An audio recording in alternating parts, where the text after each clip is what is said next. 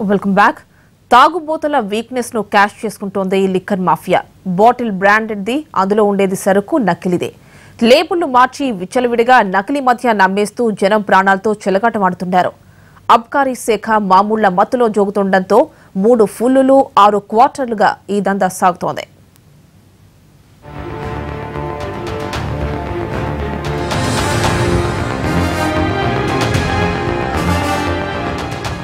నిజామాబాద్ జిల్లాలో నకిలీ మద్యం మాఫియా రెచ్చిపోతోంది.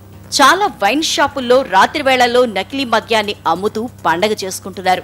అసలు మద్యం అంటేనే హానికరం, ఆపై నకిలీ, ఇంకెంత ప్రమాదమో ఆలోచించండి. గుర్తుపట్టలేని మందుబాబులు లొట్టలేస్తూ పెగ్గుల మీద పెగ్గులు కొట్టేస్తున్నారు. గతంలో మోస్రా వద్ద 300 కేసుల మద్యం దొరికింది. మహారాష్ట్రలో చాలా తక్కువ ఖర్చుతో తయారయ్యే దేశీదారు సరుకును తెచ్చి బ్రాండెడ్ బాటిళ్లలో నింపి అందంగా ప్యాక్ చేసినట్లు ఆబ్కారీ అధికారులు గుర్తించారు.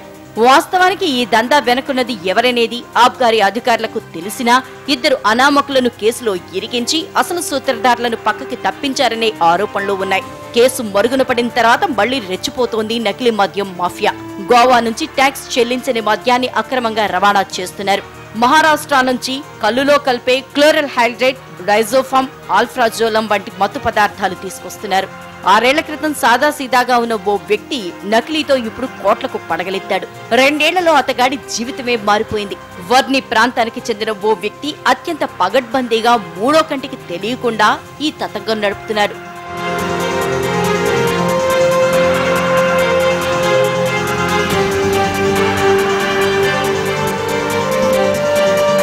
ఆబ్కారీ డిపార్ట్మెంట్ స్పెషల్ టీం ఏర్పాటు చేసి నకిలీ మద్యం తయారీపై కూపీలాగింది.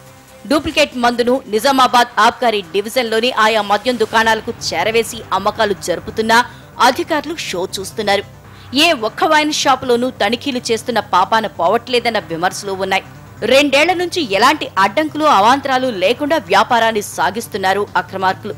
వారి కార్యకలాపాలు బయటికి పొక్కకుండా అటు అధికారులు, మద్యం తయారీ కేంద్రాల పరిసర ప్రాంతాల జనాన్ని మేనేజ్ చేస్తోంది లిక్కర్ మాఫియా.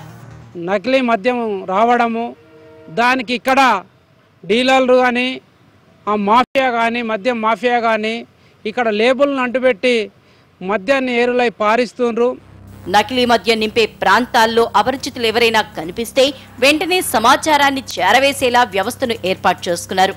మల్కాపూర్ గ్రామానికి చెందిన 2 వ్యక్తులు మహారాష్ట్ర నుంచి దేశీదారును తీసుకొచ్చి వర్ని మండల వాసికి సరఫరా చేస్తున్నట్లు తెలిసింది. అత్యంత పగడ్బందీగా రవాణా చేయడంలో వారు రాటుదేలారు. ఈ దేశీదారును 3 కేంద్రాల్లో సీసాల్లో నింపుతున్నట్లు తెలుస్తోంది. కోటగిరి మండలానికి అత్యంత సమీపంలో మహారాష్ట్ర భూభాగంలో ఉన్న కార్లపాక గ్రామ శివార్లో ఓ రహస్య ప్రాంతంలో దేశీదారును సీసాల్లో నింపే కార్యక్రమం నిరాటంకంగా సాగుతోంది. ఆ సీసాల్ని జిల్లాలోకి తరలిస్తారు. అక్కడికి ఎవరైనా వెళ్తే అంతే సంగతులు. భౌతిక దాడులకు సైతం వెనకాడది మాఫియా. మద్యం కాంట్రాక్టర్ల దృష్టి పడటంతో ఈరోజు ప్రభుత్వం సరఫరా చేసే మద్యాన్ని కాకుండా నకిలీ మద్యాన్ని తయారు చేస్తూ అమ్మకాలు జరుపుతూ ఉన్నారు. వీటి మూలంగా లక్షల కోట్ల రూపాయలు ఈరోజు ప్రభుత్వానికి నష్టం వాటిల్లటంతో పాటు ప్రజల ప్రాణాలకు ముప్పు వాటిల్లుతా ఉన్నది.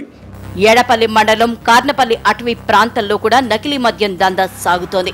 ఏమాత్రం తేడా వచ్చినా మట్టు పెట్టేందుకు కూడా వెనుకాడరి కేటుగాళ్లు. గాంధారి మండలం సిద్ధాపూర్, నేరేళ్ల తండా మధ్యలో ఉన్న అటవీ ప్రాంతంలోనూ మద్యం తయారీ కేంద్రం ఉన్నట్లు సమాచారం.